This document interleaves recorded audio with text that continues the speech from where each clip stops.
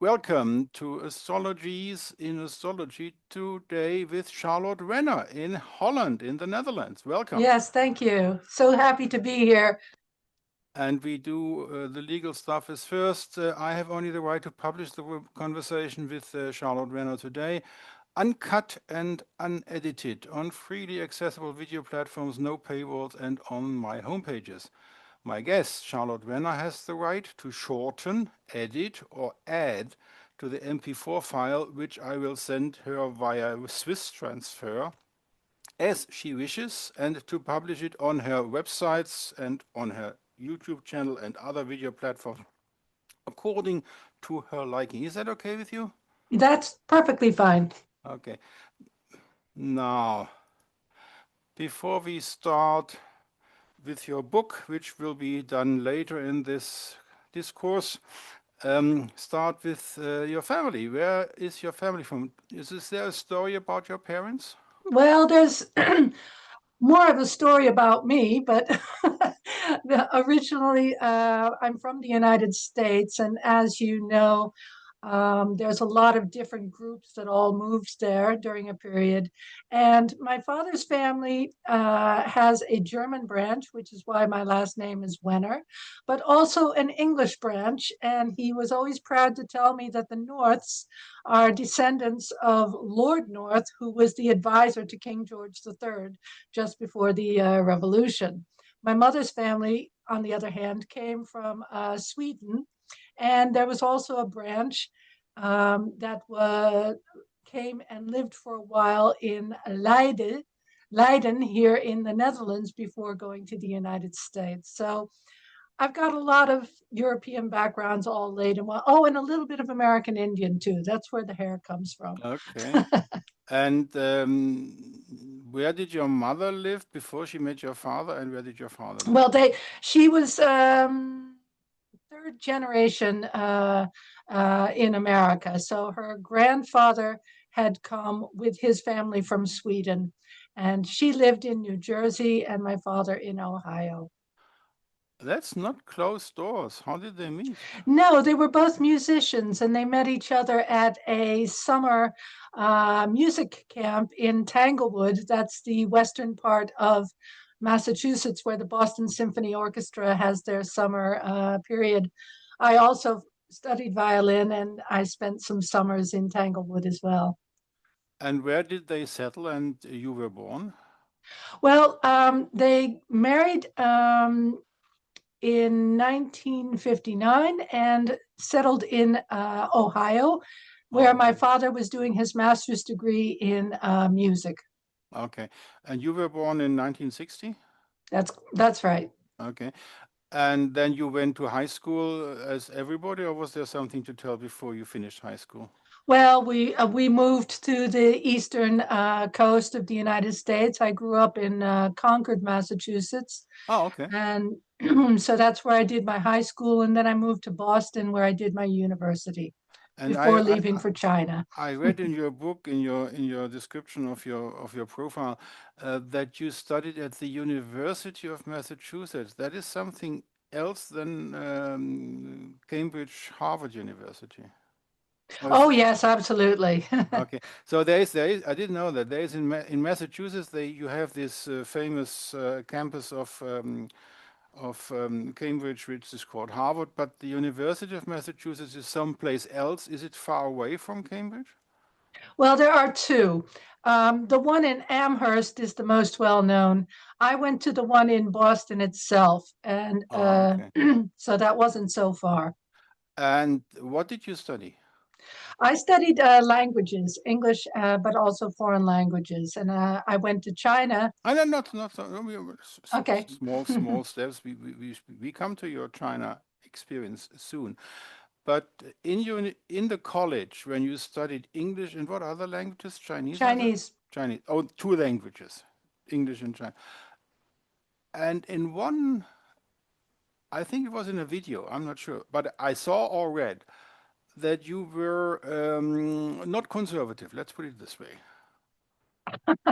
I was rather radical at the time. I was Yes, that's what I mean. I believed in socialism, communism, and I was out there in the streets. Yeah, And that was in somewhat 1980, wasn't it? 1982. Yeah, I was the speaker at May Day 1982 in Harvard Square. and then you finished your studies in the University of Massachusetts in what year? 1983. 1983, and then Yeah. you had to decide what to do. Was it clear that you wanted to go to China, or was this a Yes, process? it was. I got married to my boyfriend, and he had been planning to go to China for many years, and that was Ah, partially responsible. One of the reasons I studied Chinese. was he a Chinese? No, he wasn't. Why did he want to go to China? His father had worked with American diplomacy, and they had lived all over the world. Okay. And he had very fond memories of his time in Taiwan, and he had always wanted to go back to China. And been he had studied Chinese and was giving lessons to Chinese professors who were studying at MIT usually. And I helped him with that, and that's how we got an invitation to go to China, To the mainland or to Taiwan? mainland. Ma- where in China? Now, that's an interesting story because it was the only university, Chinese university at the time. This is 1983, at the time, and probably still, that was located in the countryside. So it was the result of the Cultural Revolution in spreading opportunities to the common people. And it was a key university, but it was really out in the middle of nowhere. But the location was for spiritual seekers, was ideal because it was at the base of one of the five holy mountains of China, Shan. And I believe personally that that had a positive influence in my life. Okay. But you didn't stay long in China. 2 years? 2 years, yeah. Why did you leave? Well, the contract was up. It was never my intention to go live there. Uh, how about your boyfriend? Oh, how about your My husband? husband. How about your husband? Yeah, we left, are you still and married to him? no, no, no, we got Okay. divorced after China. Ah, Um, okay. so we traveled together overland through China into the northwest, and from Qinghai, we took a bus down to Lhasa. Now, this Ah, was extremely daring at the time because there was an anniversary coming up that the Chinese weren't so happy about having Westerners see in ah, Lhasa. So we really had them hot on our heels okay. going to Lhasa. And then 2 years of traveling, right? I was in Lhasa for 2 weeks. Then I went to Kathmandu, where I stayed for about a year and a half. With What did you do there? There, I was teaching privately and just hanging out, Oh, okay. learning about spirituality because there was a real turning point in Lhasa, which changed my perspective from Marxism into a more spiritual approach. Okay. You're still married or you're divorced already? I got divorced after he left Kathmandu. Oh, okay. But you didn't go back to Western civilizations promptly. You did continue traveling. Yes, so I lived for a year and a half in Kathmandu, where I worked also, and I traveled a bit in India. And from India, I came to Europe and traveled around Europe until my money ran out. And I was in the Netherlands, and I thought, well, maybe it's time for me to get a job teaching English again. Okay, now back to your transformation from communist China doctrine, Marxism, Leninism, and all that to spiritual themes. Let's put it this way. Did you do this by reading books, or did you have a monk who introduced you to Kathmandu spirituality? Did you enter an ashram or a monastery? How was the process going? Now, I should say that I had been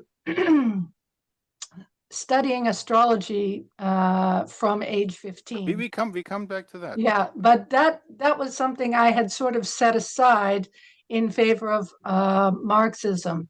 Okay. And while I was traveling over the Tibetan plateau, a person there, a friend there, gave me a book by Fritjof Capra, Okay.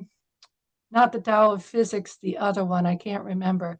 But I read it as we were traveling, and I realized that the weak point in Marx's materialist dialectics is that he had canceled out the dialectic of materialism, and that is spiritualism. So, in that sense, I was ready.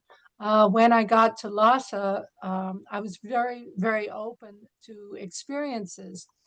And if you don't mind me sharing this experience, um, I managed to get into the Potala without any guides. I went there with my friends, but then I got separated from them. And I kept going downstairs and kept climbing downstairs until I came to a completely black sort of area. There was no light except in the distance. I saw the flickering of candlelight. So I walked there and I came to this small room with a huge golden Buddha statue, all with the yak butter candles in front of it. And I stood there looking at it until I became aware of the presence of somebody sitting next to me on cushions, elevated cushions. And it was a monk, a lama, I don't know, but he just patted the cushion without saying anything, patted the cushion for me to join him. So I went there and I was full of expectations. I was full of the expectation that somehow lightning would hit me, that transformation would occur, that this was it. And of course, nothing happened. Okay. Well, it could have happened. You never know. Yes, but the fact that nothing happened was How long did you sit? I sat there really for about an hour or 2 hours. So not for And 8 or 9 hours. no, not 8 or 9, You 1 or 2 you hours. might have quit too early. Possibly, Okay. possibly. I had Okay. to wait for that. Okay. But that wouldn't mean to me to go further into that spirituality if nothing happened. That could have been a cause to change back to normal materialism. You didn't, did you? Now, that is one way of looking at it, but at the same time, there is among Buddhist teaching and Hindu and Advaita teaching, the presence of the guru is enough. Okay. And this may or may not, I cannot make any claims about this, but may or may not have planted a seed, some kind of curiosity about why it didn't happen. And of course, then I lived in Kathmandu under Swayambhunath, another holy mountain, another holy temple. And the place is just teeming with Tibetan pilgrims all the time. So I was really my whole life, my whole being was really infused with this energy. And when I came back to the Netherlands, or when I came back to Europe and settled in the Netherlands, I decided it was time for me to take up an actual practice.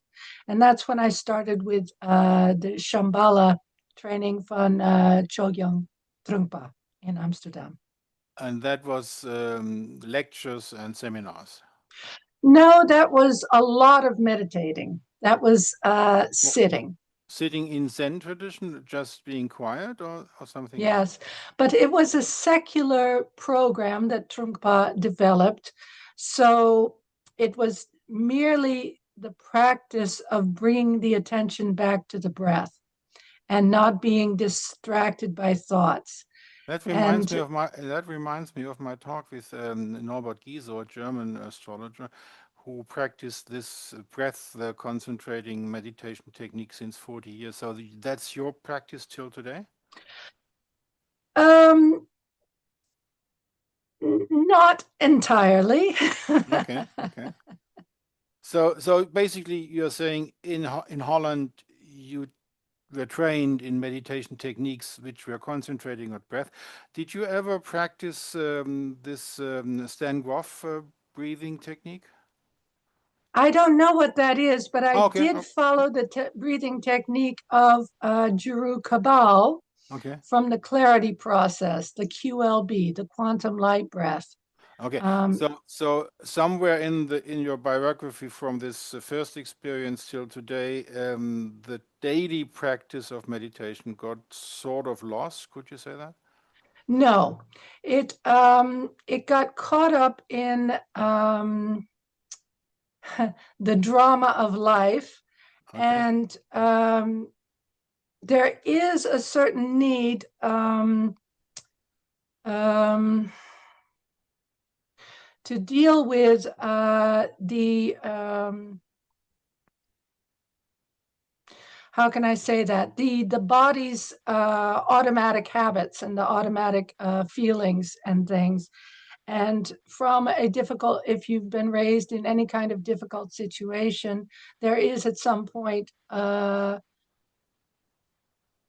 necessity. Life brings you challenges, and if you're not capable of dealing with those and the suffering becomes too great, then there are other techniques that can help your body in any case release its attachment to those feelings. And so I started with Juru Kabal, which was a former Osho sannyasin, Okay. and he was known as Santosh in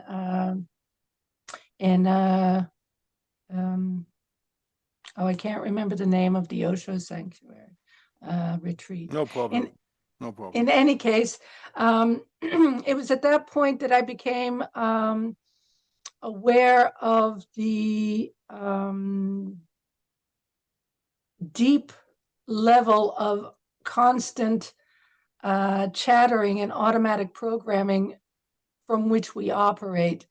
And I worked with releasing attachments to those particular programs. Did you become sannyasin? No, I did not become a sannyasin, but I did spend a lot of time on the process of waking up, Okay. just to put it So that before we way. continue, you started in Holland to earn some bread and butter money by teaching English, and now go back to when you were 15. In your book and in your video, you talked about that you met astrology when you were 15.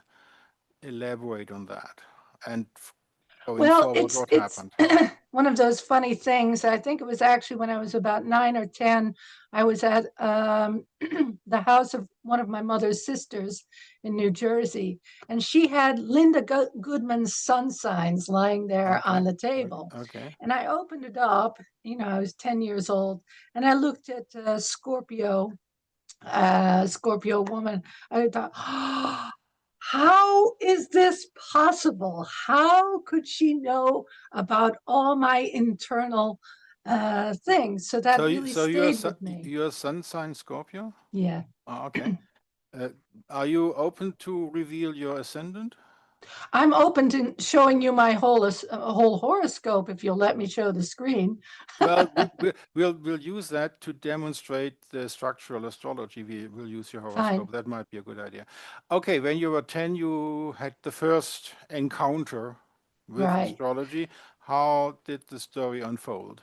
Well, I became from a quiet, studious girl. I became a rebellious teenager, and I had a serious accident when I was 15, 14, 15, which landed me in the hospital unconscious for 4 days. And when I woke up, I went down to the gift store and I was looking for something, and I found that book again. And from that moment on, astrology served as a kind of lifeline Okay, for me. but astrology is a meta level.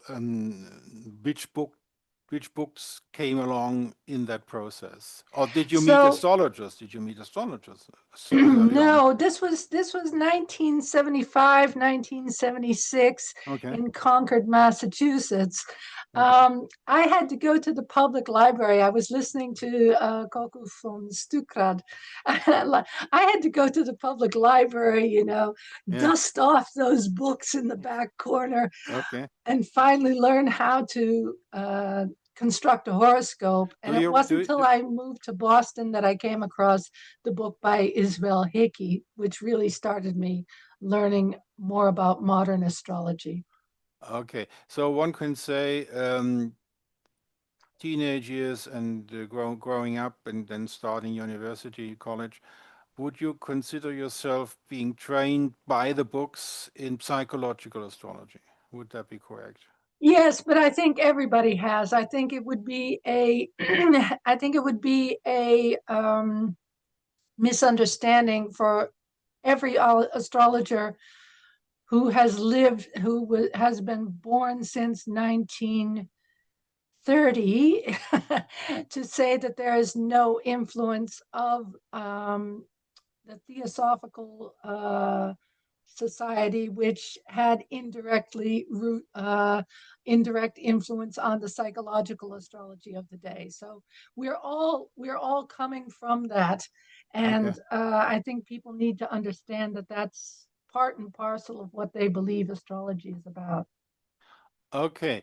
Um, when you were in Asia, did you continue reading astrological books or was there a pause? Oh, that was fantastic. When I got to Kathmandu, I mean, I was 2 years in communist China, and I didn't bring any books myself. I didn't have anything.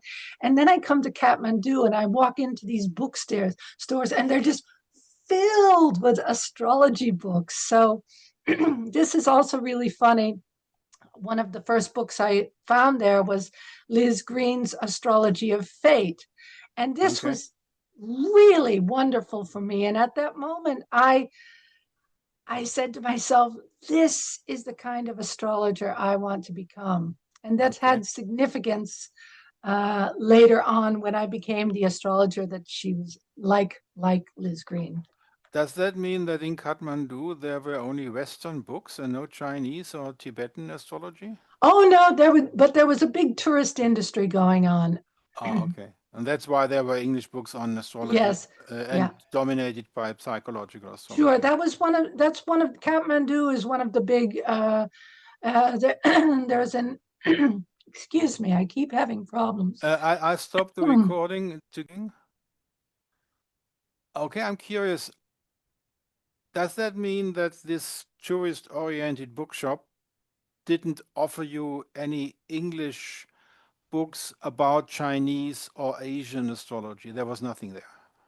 Um, I'm In English, I mean. Yeah, I'm sure they did, and I have at times looked superficially at Chinese astrology, but as anyone who has studied astrology deeply can tell you, it is so incredibly complicated to master even one method. Yes, yes. That one method, to consider yourself to have mastered one method, takes a lifetime, and it isn't ever finished. So Okay, i'm okay, i made a choice after dabbling a bit in Chinese to focus on Western astrology. okay. So you came to Holland and you started teaching English because you ran out of money. Why did you stay in Holland after you earned some money? You could have gone back to the United States. Well, I had become divorced, of course, and it was in the Netherlands that I met my second husband. And he was Holland. Yeah, yeah. And you're still married? No. Okay. So, Relationships and me, you can see it in my horoscope. okay, we come to that later. So, but you stayed in Holland because you had a new husband who was from Holland, from the Netherlands. And I got two children. I Okay. and There's I sincerely did my very best to become the perfect Dutch wife and housewife. mother. And when did you marry in Holland? When was that? In 1990. Okay, now we are in 1990. 1991, excuse me, April 1991. Did you quit your teaching job when you became a mother?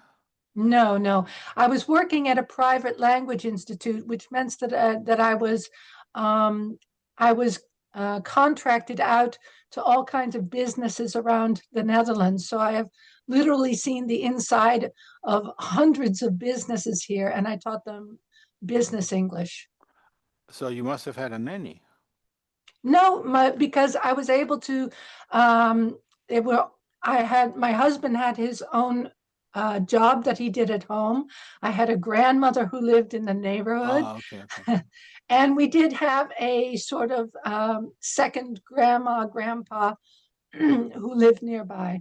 Looking after the children. What happened to your astrological interest? Um, in while I was busy trying to be the perfect mother and wife, I neglected it. But when I realized that I could never become that, I returned to my studies in 1996. In 1996, you returned to your studies. What does that mean, I returned to my studies? That means that, along with various therapeutic techniques that I was interested in for myself, but also for being able to use, I enrolled finally in a degree program, a 5-year degree program as professional astrologer. Where was that? That was at Acela. Oh, we are in a cellar already. But you did attend some workshops in England with Liz Green, right? I attended in my first years in the Netherlands before I met my husband. Um, I I went to a workshop by Robert Hand in Scheveningen and Donna Cunningham, and I was such a fan of Liz Green. I even traveled to London to go see to do a weekend with her Before you were married. before I got married and before I had children. And was the intention of these workshops that you would become an astrologer, or was that just hobby? No, I have always wanted to be an astrologer. Okay, and now we come to your formal education. Um, for the viewers, this is the homepage astrologien.vonabisw.de, and we have a subsite for our talk today. There is some information we come later to, because in the preparation of this interview, I had to read a book, this one, and then I had to find out about this guy, Hancock. We come to this later, and the Sabians of Harran. And here is Charlotte Renner. Independently for 20 years, when you were 15, that was 1975, right? And then you studied astrology till 1992, right? And then there was the marriage and the hiatus of astrology. And then you started a 5-year training as an astrology consultant at the Acela Foundation in Haarlem. I've been in Haarlem once, a little Beautiful nice, town, isn't it? beautiful town, yes. And you started there in 1996. Now, what is the Acela Foundation? Yes, I was able, because of my background, I was able to start in the second year. The Acela Foundation, a Stichting Foundation, unfortunately no longer exists. My teacher was Hanni Vermeulen, who was a really very, very good teacher. What did he teach? What sort of astrology did he teach? um, I suppose you would call it um, psychological, but not really very strong. There was a strong element of um, I don't know how else to say it, just plain astrology. So where there was a sufficient um, attention paid to things like calculation, to astronomy, to counseling techniques, to elements, to the nuts and bolts of astrology, whereas sometimes I wonder if faster programs may not overlook certain basic aspects in order to arrive at a certain interpretive perspective. So I can't really say that she was strongly psychologically oriented, although we did read Green, we did read Sosportas, we did read Hand, but Hand is not actually a psychological astrologer. So it was a very broad training. Raymond Merriman, who had again another perspective. Did So these people come to visit the school, or did you just read their books? we just read their books, yeah. Okay. 1996, you started this study for 5 years. How do I imagine that? Is it a weekend Because I course? started in the second year. So I only did 4 years, but it was a 5-year program. Okay, but how was it organized? Was it in the evenings, once a week, twice a week, or was it weekends, or was it weeks? Or It was every week on Saturdays. you every Saturday for 4 years? Yeah. You had to block your Saturdays for 4 years to do astrology. Okay, 1996 till 2000, which is 4 years. That is 3 years after Project Hindsight started with the three Roberts, Robert Schmidt, Robert Zoller, and Robert Hand. Did anybody know about this in your school? No, to be perfectly honest, and I really felt I'm ashamed of this. Well, a little bit ashamed. I didn't actually find out about Project Hindsight until I started the master program at the University of Wales, Trinity St. David, which I'm Which currently which enrolled which in. is which is very recent. We come to that. Yeah. So basically, there was no influence of this rediscovery, renaissance of classical astrology, Hellenistic astrology, Arabic This astrology. this is Nothing. a funny thing about astrologers, which um, I have been guilty of myself, but there is a tendency before you arrive at a certain point, there is a tendency to identify with one's own particular form of astrology and to say that other forms are wrong. And you Yeah, see this with I remember that in the talk with Nicholas Campion, Olivia Barkley said that those yeah. are no real astrologers. Well, okay, that's that. But that means that you had an education. House system was Placidus? I beg your pardon? Your house system you learned was Placidus, I suppose. Yes, we learned Placidus, but there again, I would have appreciated a deeper understanding of how these different systems, their relevance, which I have Okay, only okay. recently acquired. Okay, so 2000 you finished this education and then you were 2001, I got my diploma. you were 2000, I stopped the classes. and how is the diploma called? Is this diplom astrologer that in A German? diploma, it says diploma consultant astrologer For Holland of this school. Okay. for the world. For the world. Okay. Okay. But it was a Dutch education. Okay. Yeah, yeah, And then 2001 you had a certificate and you were divorced already? yes. Uh, that was when your children were small, right? Did your children stay with you? My eldest daughter was 10 and my youngest 7. What happened to the children? Who got them? They stayed with me Okay, so they stayed since then till they got grown up. until they went to study, yes. Yes. Okay. 2001, you were still teaching English in a bread and butter job. When I got a divorce, I realized that my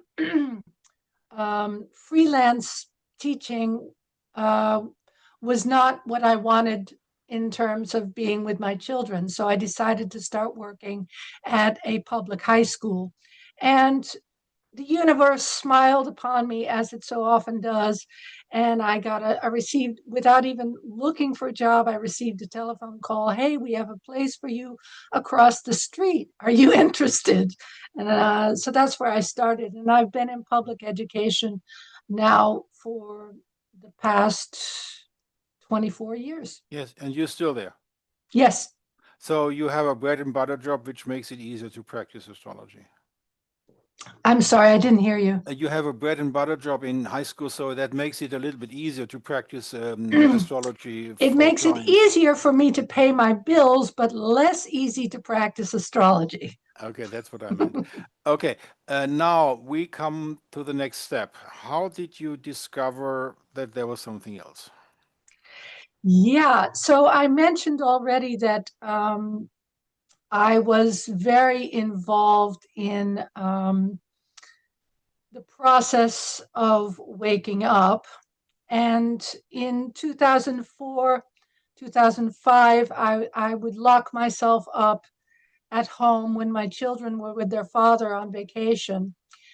I would lock myself up for a mini retreat at home, and I would spend the whole day doing vipassana meditation and other techniques.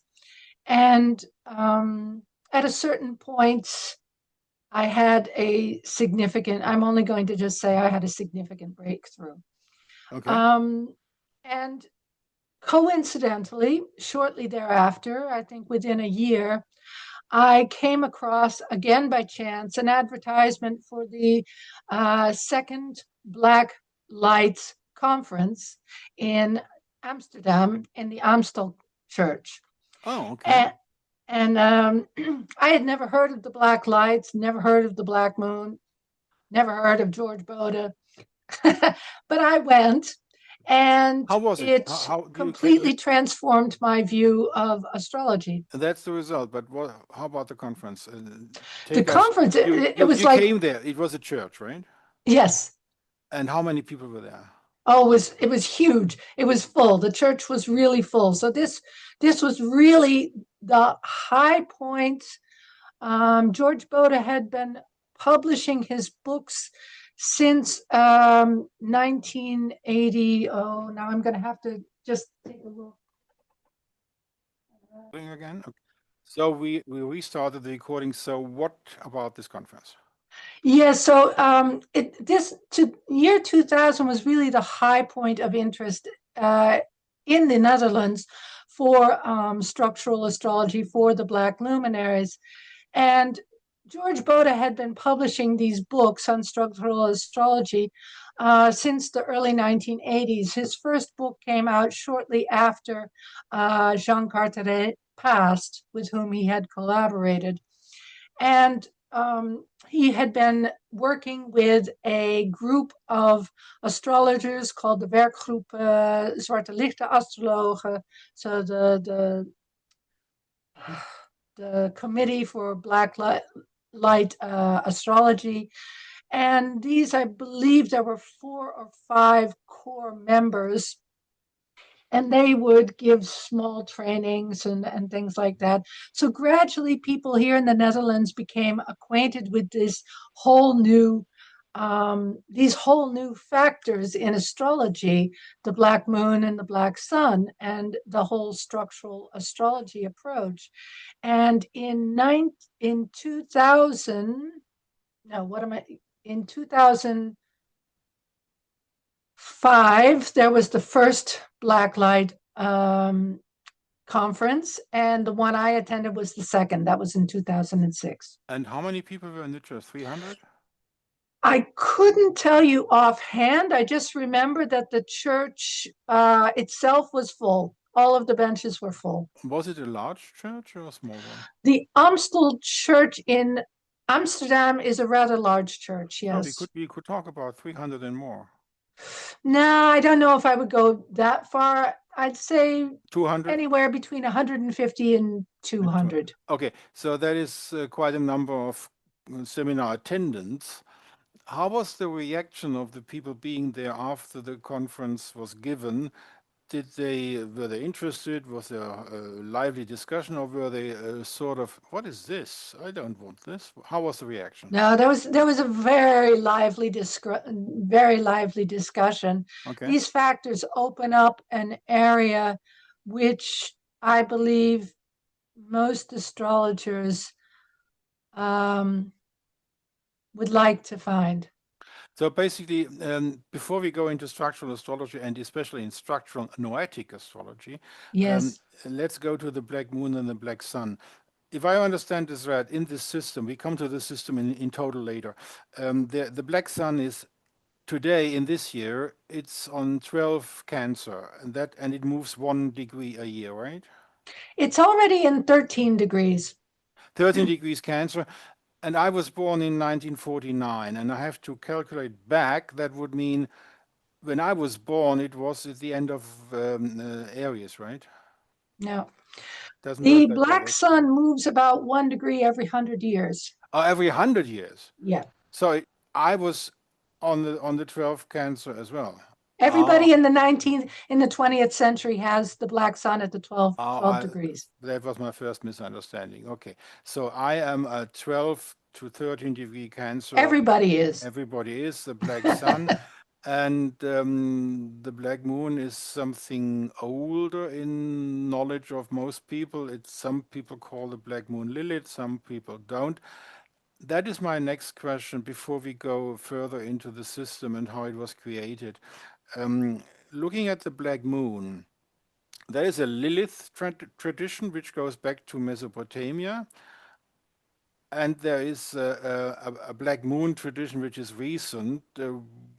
Some people don't even use the term Lilith. How is the structural astrology approach? Do they use the Lilith tradition? And then, if that is the case, what sort of tradition do they use to delineate this black moon? And how do you yourself do it, which might be different? This whole Lilith story is a really interesting thing that has become attached to what we call the black moon. Yes. And that is owing to several developments in astrology on the heels of the theosophical resurrection of astrology. It was, as you may or may not know, and which I mention in my books, there are actually 3 black moons or dark moons, which have been known in astrology since the 19th century. And the first of these was Waltemat's moon, which is a purely hypothetical object, and nobody has been able to see it except Waltemat himself. Okay. And That's convenient. sorry, That's convenient. that's convenient. And Safariel, I'm not sure. I'm sorry. I have a lot of information, but I really forget it after I've No, it's okay. written it down. Safariel, he may or may not have said that he saw it too, but he was the one that gave the term Lilith to this black moon. Okay. And his associations with Lilith, as were the associations with almost every new object that was found at that time. And that is to be understood considering the social tensions and difficulties going on at the beginning of the 20th century. Certainly by World War I and World War II, there was really, really dark pessimism, fin de siècle attitude by astrologers. And he was the one that Lilith is a really interesting term also to use for an astrological body because it breaks completely with the tradition of astrology, which is to use Greek and Roman names for the objects. So this already is an interesting development. And he used the interpretation of Lilith, as she was known, um, in certainly since the alphabet of Ben Sira, which was a manuscript written in the 8th century CE, so after death, and what made use of a older Babylonian term, Lili, or Lilith, which was a kind of demon or devil. And what I really appreciate von Koku von Stuckrad, I'm unable to read his whole book, but he did publish an article on Lilith about a reappraisal of that myth. And I just read that in the past 3 months. And I'm so happy because it supports what I had put out in my first edition of my book. The one I sent you is the revision, Yes. and I cite von Stuckrad. But this was a general trend among the Babylonians and the Akkadians to, let's say, tarnish the reputation of its eminent predecessors, the Sumerians. Yes, thank you. The Sumerians and the Akkadians, they took over a lot of their core mythologies, but then interpreted them in the way that they wished. For instance, making the creatrix of the universe, Namu, the evil snake goddess Tiamat, who was killed by Marduk, the hero of the Akkadian and the Babylonian panthology. And this process went on, So from the Babylonians and the Mesopotamians, of course, the Jews spent a lot of time in Babylonia as captives, and they would have integrated into this culture. And so they took a lot of that. And as has been shown also in the writing of the first books of the Bible, there's a lot of things that can be traced back to older Sumerian and Mesopotamian documents. So this whole evil painting as evil of this feminine goddess is a relatively recent addition to the idea of Lilith, but it has given rise to a misunderstanding about what this factor actually can represent in the horoscope, in my opinion. Would you say that you follow Koku von Stuckrad with the great goddess? Could you speak a little bit more loudly? Would you say that you follow Koku von Stuckrad's approach that you should put this in context of the great goddess and not the demon?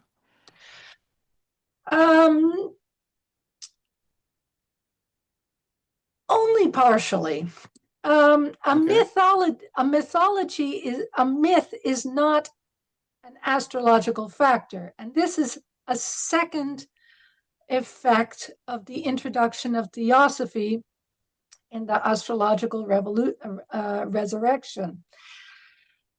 Previous to the theosophical resurrection, astrology had been based on natural science of Ptolemy and the predecessors of omen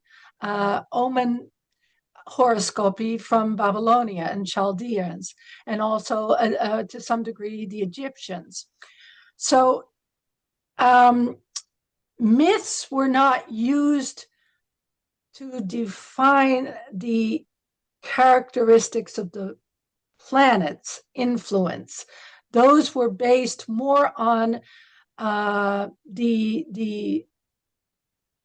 prime the beginning, the origin of astrology, which was observational astronomy, and correlation between what was seen and observed and what was experienced. And you see, if you go to any of the old texts, that they refer to the red color of Mars, showing the fiery aspects. Okay. And this was what they didn't say. Well, it's related to the constellation of Aries, which is a war god, and that's why they didn't Okay. have that back then. Yeah, but coming back to your structural astrology, you're using the black moon as a delineating factor, and you're using the black sun as a delineating factor, and they are both important in your system. So you had to decide in your personal biography what are the attributions to the black moon I want to delineate with. And I was wondering whether you use the myth of the great goddess or whether you don't. That was my question. No. Okay, Um, what is your attribution to Black Moon? yeah, that's a really, really long story. No, no, not the story how you got there, just how you do No, it. no, no, no. To describe that is a long story. I have to go to the foundations Okay. of interpretation of these factors by George Bode and also Jean Carteret. Well, how did they get to their delineation Well, it was practice? dialectical structuralism, and Okay. this this is something that is um, not completely understood, because whereas Ptolemy, for instance, was well versed in philosophical philosophies. He could make use of philosophies in order to justify his astrology. But nowadays, astrologers have very little philosophical background. I agree on that, but if we continue like we do now, we are here sitting in 5 hours. You realize that? Probably. So let's cut it a little bit shorter. Let's put it pragmatically. You teach the system, right? You're a teacher of structural astrology. Yes. So you have a pupil who wants to learn structural astrology, and he wants to learn how do I delineate the factor black moon and the factor black sun. He needs some guidance. You can't elaborate for hours how all this was created by Bode and his teacher. You have to give him a pragmatic guideline. Okay, if the black moon is in Aries, let's take Aries because Okay. I have Let's. Lilith in Aries in 26 degrees. So he wants to know, I have Lilith in Aries, which is the black moon. First question, do you use the term Lilith for the factor or do you say the black moon? What is your approach? I use the black moon, and a You pragmatic approach is very easy, because I tell my students the interpretation of the black moon is based on the astronomical uh, facts concerning it. okay? And that has to do with a continuation of the reforms of Kepler. Kepler was the one who identified that planets do not circle the sun in circles, but in ellipses. Yes. And the implications of this fact were completely lost on astrology until the beginning of the 20th century with Don Neromano, Pierre Rouget, who discovered the black moon and black sun. Basically, what Kepler found out is that these are long, oblong circuits that the planets make around, well, let's say the Earth, because it's a geocentric system. Yes, the Earth is on the left focus. So in an ellipse, there is not one center. The center of a circle means that from every place is the same distance to the edge. But with an ellipse, you have two centers. And when you add those distances together, they always come up to the same result. So you have the occupied center of an ellipse, and that's the Earth, and you have the unoccupied center of the ellipse. For the moon elliptic. Yeah. Okay. And the position, that unoccupied center gives us the basis for our interpretation. It is a non-material and immaterial energy center. Oh, that is the delineation approach. So if you do it practically, if you have the Lilith in Aries, what is the result of your consideration? What does Black Moon in Aries mean? Well, Black Moon in Aries doesn't mean anything. Okay. Yeah, that's why I'm asking, to find out. It's because unless you know what the difference is between Black Moon in Aries and any other object in Aries. The Black Moon is not a physical, psychological, or emotional factor, Okay. like most of the other objects in, let's say, traditional planets. It is immaterial, so that means it refers to something immaterial. That which is immaterial is consciousness. So the Black Moon represents a focused aspect of consciousness. Okay. What does that mean? That means that if you look at, and now I'm going to use a myth to help make this more understandable, as I did in my book. For instance, there's the story of Sophia, the Gnostic story of Sophia, who splits from the pleroma and takes all of the light with her. And she creates the earth by going over the waters. But Yaldabaoth, the demiurge, goes after her and wants to steal her light. So she puts a bit of that light into humanity so that Yaldabaoth can never get all of the light. Now, this is a very dualistic black and white story, but it helps people understand that that focused essence of universal consciousness, what I refer to, can be pictured in that way. Does that mean that you take the Black Moon as an immaterial factor, combining a worldview going up to the gods and angels? No.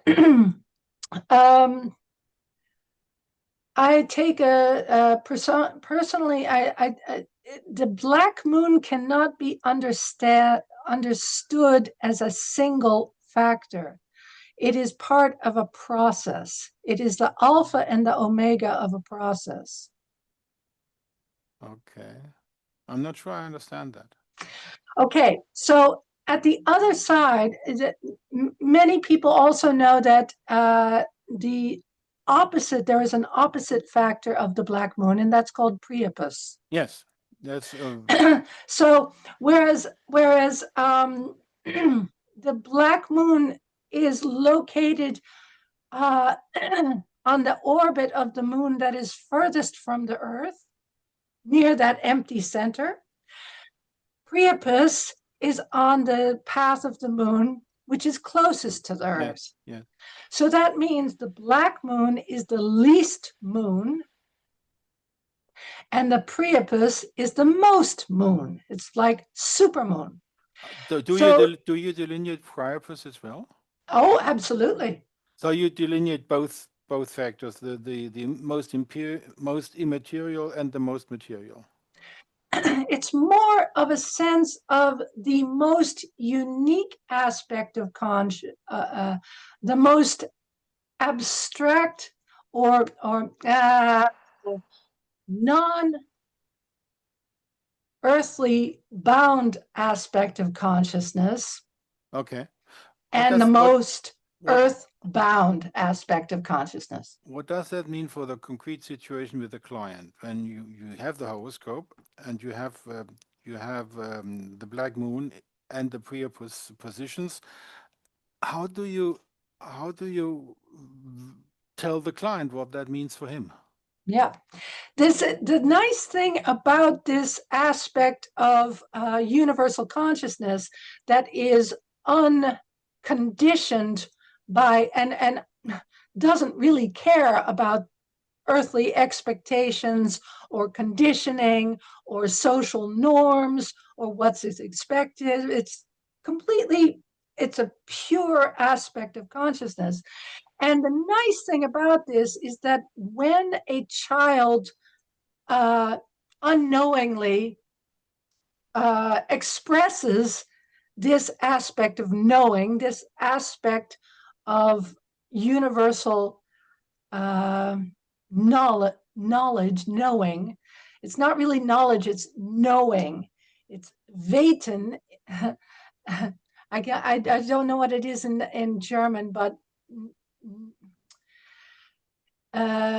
knowing is not the same as knowledge Okay. or information. Okay. So knowing, that's something that you are. And I get the feeling that we might be wise to refer our viewers that they should visit you by a Zoom and take a consultation to find out what you mean. Would you well, agree? I can try and make it a little bit more easy. When a child expresses this, it goes against what is expected in the nearby environment, and Okay. because it is not expected and not accepted, possibly, it is rejected. So the black moon is made conscious to our everyday consciousness through the experience of being Okay. rejected Okay. for something which is essential to who you Okay. are. And Okay. because you are rejected and dependent on others as a child, you immediately look for a manner to be accepted again. And that is by imitating what you see in the surroundings. So, Priapus is the principle of conditioning, um, of adaptation, of repetition, of Okay. doing what is accepted, whereas the Black Moon is more about inner authenticity as a knowing aspect of the universe. Okay. And the second factor is the black sun. How does the black sun come into the picture? The black sun is, again, on the farthest point of the so called orbit of the sun around the Earth. And this means that it is barely, barely um, uh, uh, caught up in that orbit. It can just join the rest of its star, the rest of the stars. So, what is the sun is an aspect of uniqueness. In the horoscope, we often delineate the sun as the individual I or the ego. It is the most personal characteristic planet in the horoscope. Yes. Whereas the black sun is absolutely the opposite. It's absolutely not unique. It is the unending field of limitless potential, which many of us would refer to as the source, as the field. It is, and some would even consider the world soul or God. It is unlimited, unconditioned, unformed potential. Okay. Now, coming to your book, when you were trained by George Bode, who was a Dutch person, and he was trained by a French astrologer, and there's a tradition there. Would you say that what you put in that book, which I read for this interview, um, would you say this is what he taught you, or is this something you developed yourself? That's interesting. This is an incredibly complex system to make your own. So I did his 2-year masterclass between 2006 and 2008. And for several years, I supervised other astrologers who took that training. Um, but it really wasn't until 2015 that I began to really be using this form of astrology as something which I was giving shape to. Okay. Does that mean you further developed this approach? And let me ask you, your book is called Structural Noetic Astrology. Is the course of Bode, was that structural astrology without the term noetic? I'm sorry, I can hardly hear you. Okay, Structural Noetic Astrology is your title. When you were trained by George Bode, was that the title of his course as well, or was it No. only structural astrology? Okay, so now let's get into the book. The book is rather intriguing. In one aspect, your approach is scientific.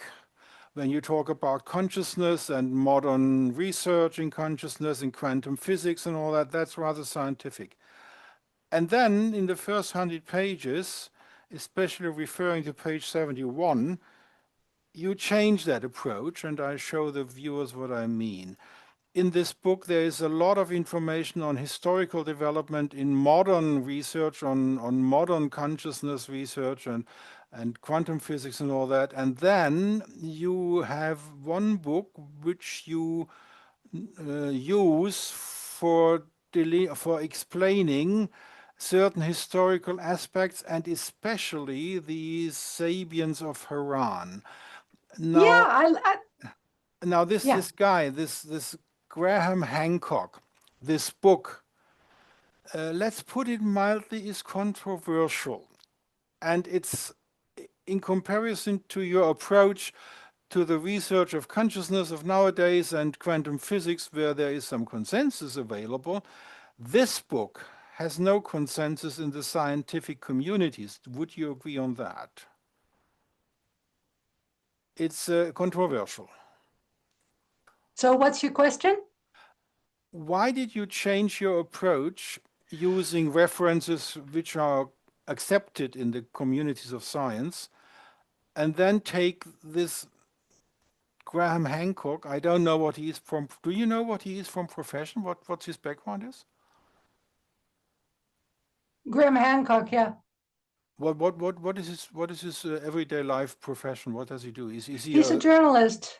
he's a Recently, journalist? he's also had 2 documentaries uh, on Netflix that made a lot of Waves. furor. Yeah, made a lot of waves. So basically, you are changing your approach in showing in your book what your approach is, that you use scientific consensus backgrounds and then you go to Hancock.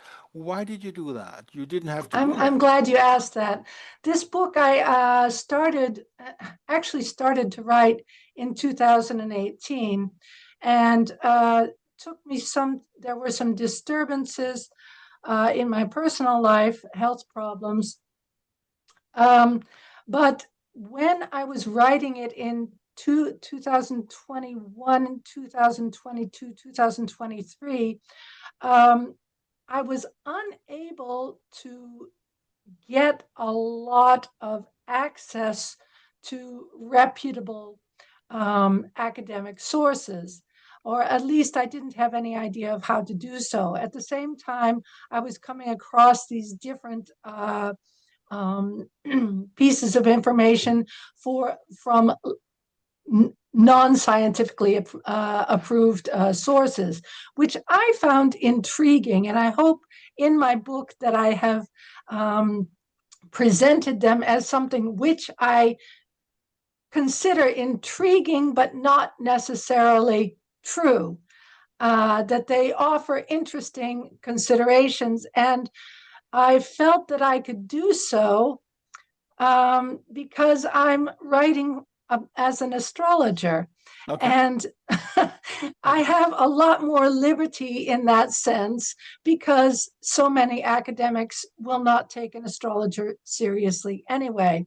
So it was partially the result of not having access to sufficient other sources or knowing where to find them, but also wanting to explore um, other theories that may not otherwise see the light of day. Okay, taking page 71, you basically say that astrology is 60,000 before BCE, the starting But point. that's from another book. That's from uh, Gershov. Um, Alex A. Gerstein, who is a astrophysicist. But you didn't footnote it.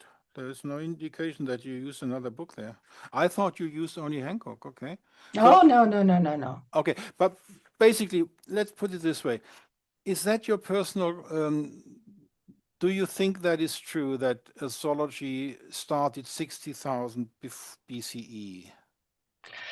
Not the astrology as we know it. No. Just astrology as a. I believe that astrology, using the stars for guidance and finding a correlation between astral bodies and life on Earth, was part and parcel of the animistic societies of 60,000 years ago. Yeah, but that is scientific. That is religious of science. But what I mean is, Mr. Hancock, and you are following him in your book. He refers to this Göbekli tape. I can't remember how to pronounce Oh, it. Göbekli Tepe. Right. This is a very intriguing story, and for the viewers, I'm intrigued by it myself. So Martin von Mackensen in German on the Anthroposophical Central Goetheanum, he did a talk about Göbekli Tepe, which was scientifically researched by a German archaeologist, Professor Smith, and it's 10,000 before BCE, basically. And it's a very intriguing story because it wasn't a village where people lived. It was a holy ground, a temple sort of convening matter. And close to Göbekli Tepe was a town called Harran. And in your book, you are basically saying that the Harran town, which is later in the 8th century Anno Domini, after Christ's death, called the Sabians of Harran, you are convinced, and I might follow you in that because if I find it intriguing, you basically say Harran is also 10,000 BCE. Actually, I was referring to I don't know if it would have been Haran, and I'm not convinced. I'm suggesting if you look for instance, at the Book of Enoch, as Hancock does, and you read what Enoch says about the gods sharing the information with women below. So the gods of the mountain sharing the information to the women which they slept with below, and that this may have been the transference of astrological information.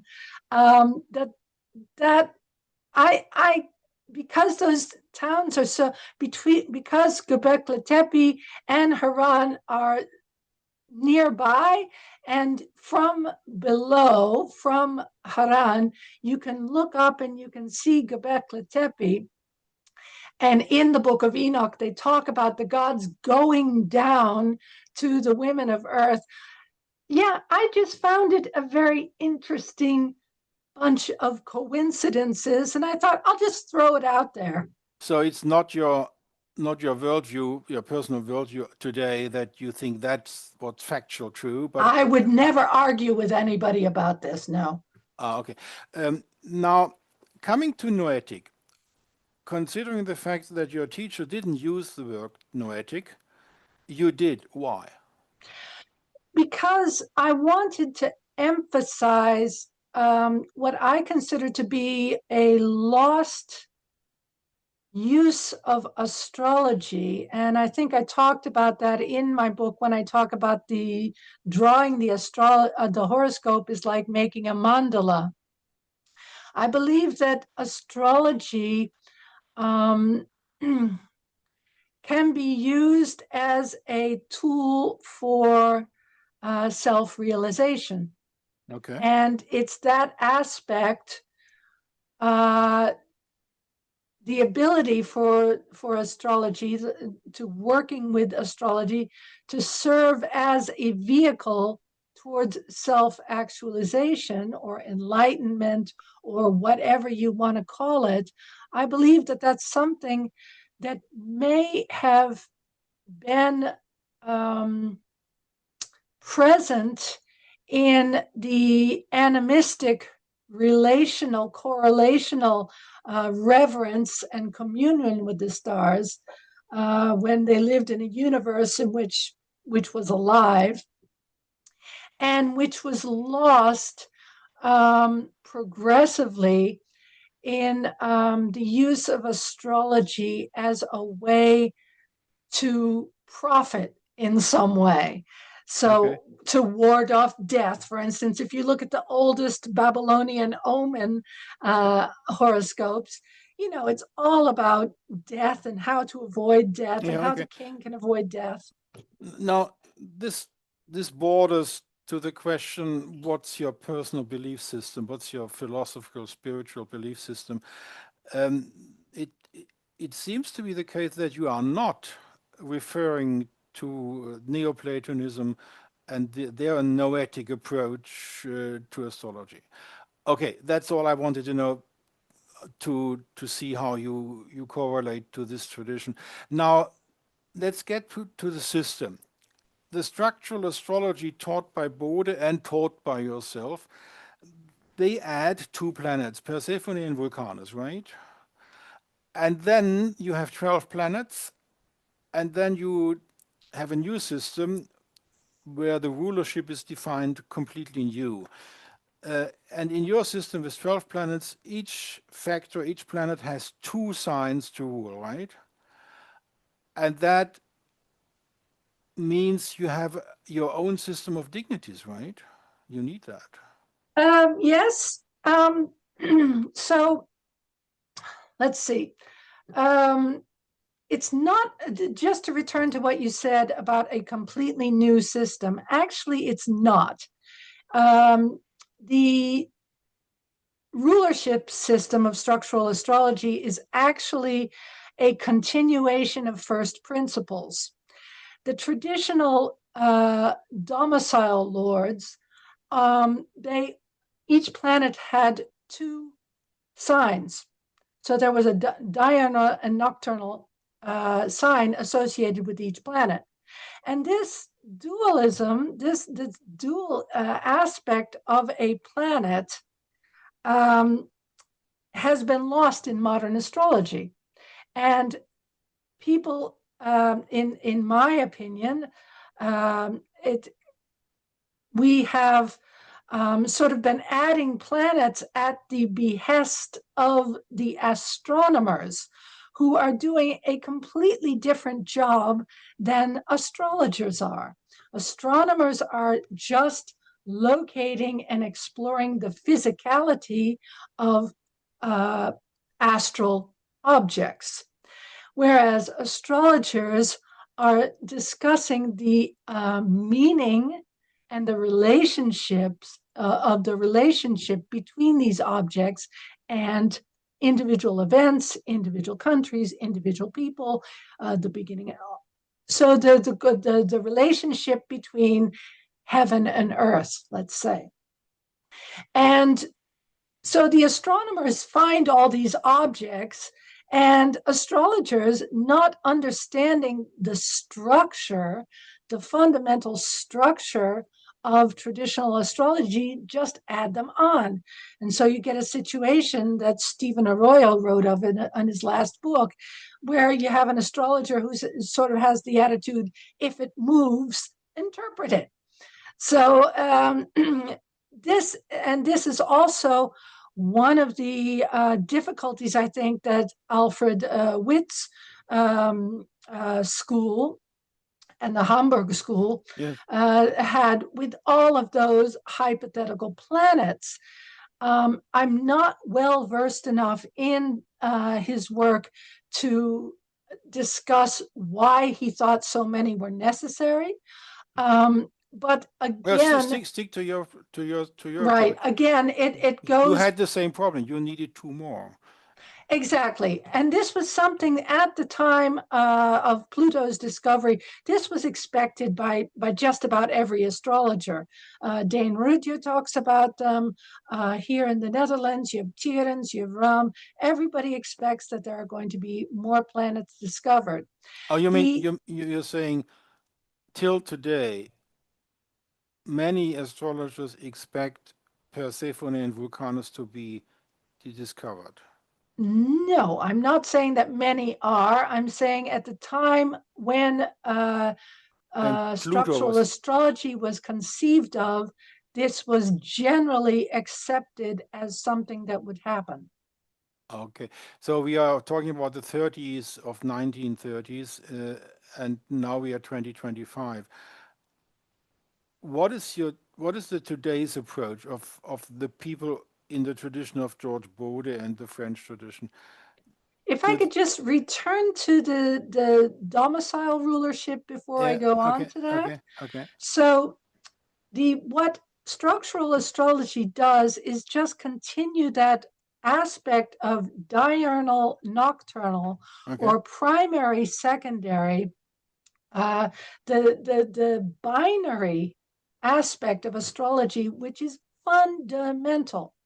And it does so by giving dual sign rulership to each planet, but also dual planetary rulership of each sign. okay. And the thing which really upsets people the most is the removal of Uranus and Saturn from the equation. And that's a really long explanation, which is in my book. Yes, Suffice it to say that once the boundaries of the solar system were surpassed, astrologically speaking, and Uranus was added to the pantheon, Saturn got a new job, let's say, and structural astrology looks at Saturn and Uranus as the guards or the ports between the two aspects of the solar system, the visible and the invisible. And they both are expressions of fate. Saturn is that aspect of fate which cannot be avoided, and Uranus, Anake in Greek, and Uranus is also cannot be avoided because it's completely unexpected. So that is tike, that is chance, as the Greek says. So those two are the let's say the ports between the two aspects of the solar system, the material and the immaterial. So that's why it's possible, by using the invisible luminaries as the counterparts to the white luminaries, a new system is possible. And I'll leave it at that. and there you need two more planets because then otherwise the system wouldn't be complete. Yes. And coming back to the 1930s and following years, people were expecting more planets. Were they expecting Persephone and Vulcanus, or was that more diffuse, not named which planets they meant? No, Ruthier himself talks about Proserpina as the first planet that would be discovered past Persephone. Vulcan is named by many different schools. So these were two that repeatedly came back among various astrologers who predicted hypothetical planets. And Bode and his teacher in France, the reception was that he took up on this and said the two planets which will be discovered are Persephone and Vulcanus. Is that the true? Yes, but I believe that Carteret, they were working from a very structured dialectical approach. And so that's why there were only two necessary. And I think that this is eminently logical in order to keep the structure of astrology, which is basically numbers, which is basically geometry. That's why there's a large chapter on mathematics in your book. Yeah. I feel that nowadays, especially with the use of computers, that the importance of mathematics and of geometry is really overlooked to the detriment of the experience of the astrologer, him or herself. Okay. So basically, these are two planets which should be discovered, but didn't up to date. And then there were a lot of other factors in the astronomy discovered, and that's one reason why the British school no longer expects that their hypothetical planets will be discovered soon. They sort of abandoned the idea that the British school, Uranian school of astrology, hypothetical planets will ever be physical reality in astronomy. How about your school? Do you still expect to be that these two planets will be discovered as real planets? Yes, but as a person who really reads a lot about science and astrophysics and things, I think we need to take a scientific approach in the sense that propositions can be falsified. Yes. And whereas I believe that those two planets structurally need to be filled. The positions that Jean Carteret intuited may or may not be exactly right. And I say this for two reasons. First of all, in his calculations, there is no retrograde included as far as I know. And this would be an astrophysical miracle if that were not the case. Yes. So even if astronomers were fixing their telescopes on the positions that Jean Carteret had predicted, there's a very high probability that it would not be there owing to retrograde. One more astrophysical point is that when new objects, especially those so far out, are discovered, they're usually at their perihelion, that is to say, in their orbit closest to Earth. If those two objects are not in that position, and I'm not enough of an astrophysicist to say where that would be, but if they are not at a place that is closest to Earth, then it is not surprising that they have not been discovered. That being said, there are trans-Neptunian objects which come in the neighborhood of the orbital time that Carteret predicted. I think one of the other stumbling blocks has to do with the whole demoting of Pluto. Yes, sure. So now we're in a really, really tricky place as astrologers, whether we take carte blanche, what astrophysicists or astronomers think is the reality. It's a tricky question, but there is, in the end, still a very good reason to believe that these two planets will be discovered. Okay. So Carteret must have calculated ephemeris for these two factors, right? He must have what? He must have calculated ephemerids, ephemeris. Um, I don't know if he actually calculated the ephemerides. Carteret was more of a mystic than an astrologer. He Okay. never had an astrological practice. He's at the same time, he was very much involved in the astrological golden age in France during the 1960s and the 70s.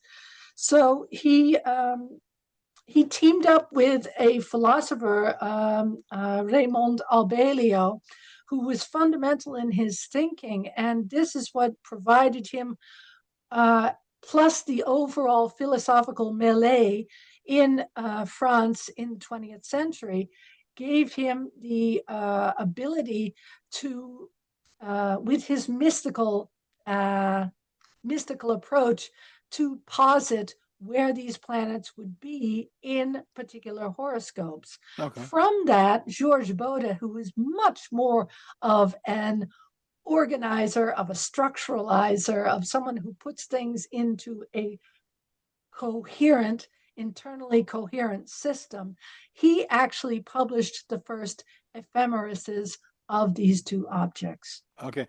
So now we are in the present time. Your book has been published recently in the revised edition. Um, how is, well, this is sort of a starting point to give this structural noetic astrology to the English speaking world. Two questions. First question, how was the reception of Bode in Netherlands in the astrological communities? Yes, as I mentioned before the Congress, from from the publication of his first four books in the 1980s, early 1980s to 2000, 2010, to when I took the master class, for instance, it was, I think we had about 40 students. It was so it was there was a very good reception. At the same time, um, his owing to things like the new domicile rulerships, this is a really big stumbling block for everybody. And it took me also a long time to really, first of all, understand it. And I always used it, but it was only through my own use that I was able to ascertain the validity of it. But most people are not willing to do that. And so what has happened is what always happens to new, truly new innovations is that those who disagree with part of it use only the part that they like and discard the rest. So what you see now in the Netherlands is a very strong use of especially the black moon in an anthroposophic, uh, esoteric sort of way. And some even go as far as to say that the black moon represents the soul. So the you will find, for instance, Carla Kerkland, she took what she liked from Georges Bode, but she also says in her books, I mixed it with Alice Bailey.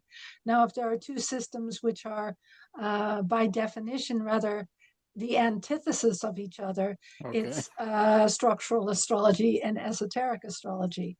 So yeah, this is has to do with the sort of relativism that has crept into astrology, in which a sort of anything goes and your truth is also truth, sort of attitude.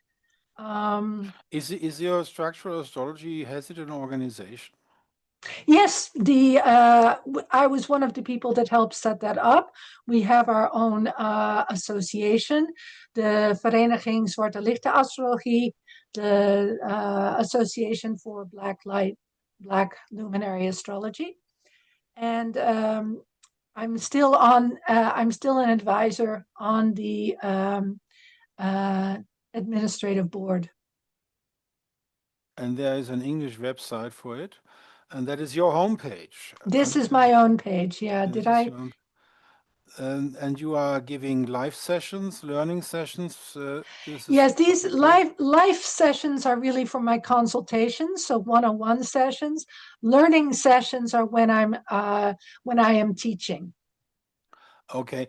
How much do you charge for a live session? Oh God, I don't know. I have a whole whole schedule of payments there. You have a yeah, so Online here you see exploration. you have an intake, which is free, the natal chart, which is always necessary for the first consultation, and that's 150 euros. And you can combine that with others. If you combine the natal chart with a solar return or a transit, you get different values. So you have a standalone price, and you Okay. have a combination with natal price. But you don't have horary astrology, right? No, no, I don't. And that's because that's um, horary astrology is more of a traditional technique, and it's not one that I would consider myself any kind of expert in, despite the fact that I use it for myself. And how about mundane and electional? Mundane is again something that I do not offer as a paid service, Okay. but which I frequently um, post on social media things. For instance, also on my YouTube channel, I recently gave a sort of mundane look at the shootings of Charlie Kirk, and I placed that within the whole Pluto out of bounds in its most southerly position. And today is one of the key points which I mentioned in the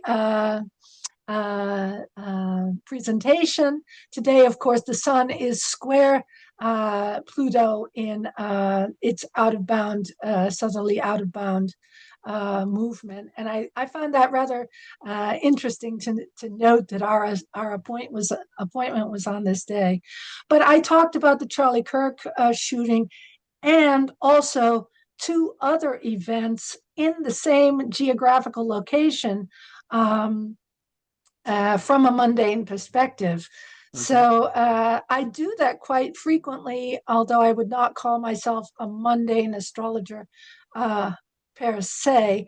But what really strikes me when I do so is how well structural astrology works. It works much better than most of the interpretations Okay. that I see. Because when I do a mundane assessment, I look at, first of all, only the aspects that would make it a unique expression of that event. There has to be a correlation between the fastest moving factors in the horoscope, namely the ascendant, the midhaven, and fast moving factors such as the true black moon Lilith, the interpolated, and secondarily the moon. And then you have also the two domicile rulers of the ascendant. Those I also take into consideration. Okay. And do you do election? Election on the No. store? You don't do it. Okay, so we have a picture of what you're doing and offering. Did I miss to ask something important? Yes, you said you wanted to ask me about that noetic, and you said you wanted to ascertain whether it was in the Neoplatonic Well, you sense. you said no. I said no, but I Yeah. didn't say what my orientation is, and I think that's really Okay. important Okay. Yeah, because that's true. um, it links what you have identified also in my book with the emphasis on the scientific, and then a complete swing over Yeah. to more esoteric, non-academically approved Yeah, that's sort of right. Yeah. theories. Yeah. So the thing about structural astronomy and astrology, which I really want to emphasize, is that it is the combination between the scientific and the esoteric. That is something that George Bode himself says very often. And it is the reason I call it noetic is because of it's a non-dual approach to astrology. It encompasses the physical and the immaterial. So those two separate areas of the solar system, which you referred to, the traditional seven physically visible planets, and the immaterial or the invisible past Uranus and beyond, including the hypotheticals and the black moon axis. Um, those are combined. They are not separate. They reflect each other. If you fold that figure in my book of the two seven groups of seven planets, if you fold them, they come on top of each other for a unity. And this non-dualism is my orientation. And I'm happy to say that this past week, I've been really flooded with synchronicities. This past week, I came across the work by a neurophysicist who espouses non dual naturalism, which is very interesting from my perspective, from that scientific, let's say, take on it, on non-duality. And yesterday I came across Wouter Hanegraaff's concept of non-dual hermetics, Okay. which so there is this non-duality, not the one or the other, um, not separation. The only separation, and this is what Dr. James Cook says from that non dual naturalism, consciousness only can function through conceptualization. So you have the immediate experience, the immediate knowing, and then the knowledge. And these these are what create the idea of separation between physical and consciousness. Okay. So that's my approach. Okay. That is a new approach. Yeah. I agree on that. Non-dual astrology. Yes. If you look at the Netherlands, sort of 20 million people, how many astrologers are in Holland? Ooh, I think we have more astrologers per square kilometer than just about any country in the world. I But think that's I, because we're a small country. But I there think are you're right. Yeah. quite a few astrologers. Uh, how do you how do those astrologers meet each other, or are they on their separate paths? And for example, Oscar Hoffman is in Netherlands, Martin Hermes is in the Netherlands. They are complete different astrologers. You are in the Netherlands, and George Bode he's still living, I believe. He's I still Netherlands. meet with him regularly. And do you and Bode meet those other people, or you stick to your group? Bode is over 90 years old. Okay. And since the corona pandemic, he's been so physically tired that he rarely gets out of his neighborhood. Okay. How about So yourself? he no longer teaches or Yeah. gives lessons. But how about yourself? Do you meet those people? Have you ever met Oscar Hoffman? Have you ever met Karen Hammergerson? Like, have I've you ever never met? met Oscar Hoffman, and this is someone I'm going to have to look up because I actually don't even know the name. Okay. Martine Hermes is somebody who I have had heated online discussions with, but I have Oh, okay. immense respect for Okay. simply because he really knows his his traditional astrology. And And I really respect that. But I am a member of three different, all three of the major astrological associations in the Netherlands where I speak, but I also just meet people and discuss with people regularly. Did you ever meet Karen Hamaker-Sonntag? My last question. No, Karen Hamaker is not part of any astrological association, and I have not yet made the time to go to any of her lectures, which I would love to do. Okay. I did meet her once in 2015 when we were both giving a talk at the national conference here. Okay. So my question again, did we miss something important? Is what? Did we miss something important?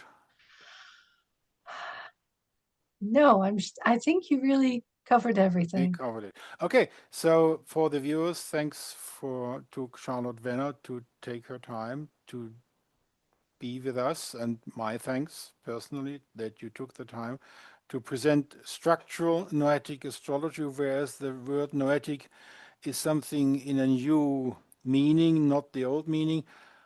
Oh, I do want to say one more thing. Yeah. I just wanted to emphasize how important my participation in the master's program in cultural astronomy and astrology. Oh, we missed that. Yes. Yeah. We have to do that. How did you decide, and why did you decide to do a master's in the long distance learning Master of Cultural Astronomy and Astrology? I got it right this time. With the Sophia Center at the University of St. David in Lancaster in Wales. Why did you decide to do this? It's a lot of work. I'm really happy you asked this, because it's specifically because of my feeling when I finished writing my book in 2023 that I had reached the limits of what the Netherlands had to offer me in terms of finding out more about astrology. And I had, I know Liz Hathaway and Faye Costner, they had both done the program before. So I was aware of the program. And for several years, I thought, oh, I really want to do that. But I didn't have the money. And when I finished writing this book, I really, really, really had the feeling I have to go further. I have to get more outside of what's available here. And so without having any financial prospects in the near future, I just signed up and the money came. And I cannot communicate how this has contributed to my ability to articulate this the structure, the importance, the justification for structural astrology, but also to place it within the larger history, the larger development of astrology itself. I really, really recommend anybody who wants to get a very, very deep, academically rich and authoritative education in cultural astronomy and astrology. You're not going to learn about how to do astrology there. You're going to learn something equally important in order to use astrology consciously. So I really wanted to mention how important that is. I'm going into my final year. I'm writing my dissertation this year. And Nick Campion has agreed to be my advisor in this. So I'm really excited about that. And I was excited also to see his talk on your channel a month or so ago. Yes. what's your thesis? What's the title of your I'm thesis? going to be doing qualitative and quantitative research into the use by astrologers of their integration and use of concepts of reincarnation in the horoscope. Okay, that's a large theme. Sounds like a PhD, not a master's, but that's your problem. Okay, so you're in the you're on the last year, and you'll finish it in 2026. I hope by July. I'd love to go there in July and get my diploma with the rest. Very good.